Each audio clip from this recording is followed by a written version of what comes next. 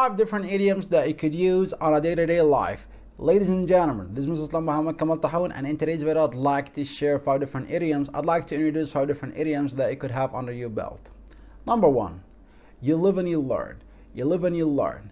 Well, this means that you learn from your mistakes. So if you did any mistakes, you could learn from them. Number 2, to jump on the bandwagon. To jump on the bandwagon. And this means that you do as the other people do.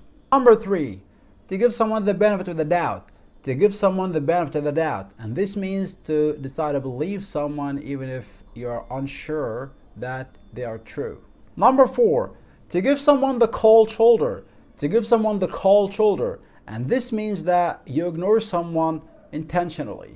And last but not least, to call it a day. To call it a day. And this means to stop the flow of something. We have a good number of idioms that are momentous, and the 5 that have been mentioned are no exception. Well, let's call it a day, and I look forward to speaking with you.